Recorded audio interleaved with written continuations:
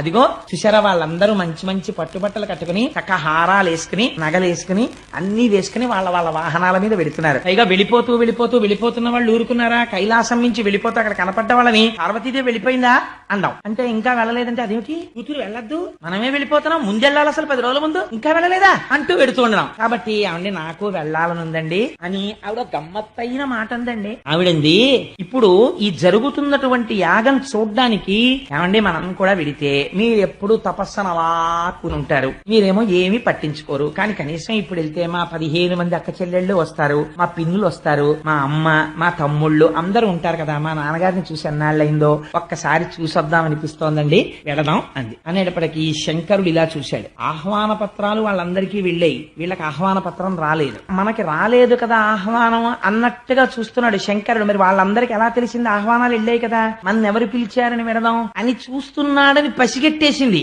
ఆయన మనస్సు తెలియని ఇల్లాలా మా తల్లి. అందుకని ఆవిడంది, ఏమండి పిలవలేదు అందుకే కదా మనం వెళ్ళకూడదు అన్నట్టుగా మీరు చూస్తున్నారు, మిగిలిన వాళ్ళు పిలిస్తే వెళ్ళాలి, కానీ కొంతమంది పిలవకపోయినా వెళ్లి తీరాలి. అలా ఎవరెవరిళ్ళకి వెళ్లాలో తెలుసా? జనక తండ్రి గారింటికి పిలవకుండానే ఆడపిల్ల వెళ్ళొచ్చు, ఎందుకంటే చతుర్థి విభక్తి వేసి కన్యాదానం చేయడు, అందుకని వెళ్ళొచ్చు. గురువు గారింటికి పిలవకపోయినా వెళ్ళవచ్చు, వెళ్లి గురువు గారి దర్శనం చేసుకుని రావచ్చు. సుహృత్ స్నేహితుడు, మనసెరిగినటువంటి స్నేహితుడు, ఆయన మన్నేం పిలవలేదు కదా మనం వెళ్ళక్కర్లేదు అనకూడదు, ఎప్పుడో అప్పుడు ఒకసారి వెళ్లి చూసి వస్తూ ఉండాలి స్నేహితుడిని. జననాయక, రాజుగారి ఇంటికి వెళ్ళి రావచ్చు, రాజుగారు పిలవలేదు కాబట్టి మనం వెళ్ళలేదు అనకూడదు, రాజు ఇంటికి వెళ్ళాలి. సజ్జనులైన వాళ్ళు పిలవకపోయినా పెడతారు ఇక్కడికండి. అంటే ఇప్పుడు వెళ్ళకపోతే పిలుపు లేదని నువ్వేమైపోతావు, కాబట్టి మనం వెళ్ళొచ్చు అందాడు. శంకరుడు తక్కువడా, ఆయన అన్నాడు, పార్వతి నువ్వు చెప్పినది యథార్థమే, ఇంటికి పిలుపు లేకపోయినా కూడా ఉత్సవం జరుగుతున్నప్పుడు ఆడపిల్ల వెళ్ళవచ్చు, అధికారం ఉంది. కానీ నేను కూడా ఒక మాట చెప్తాను విను. కొంతమంది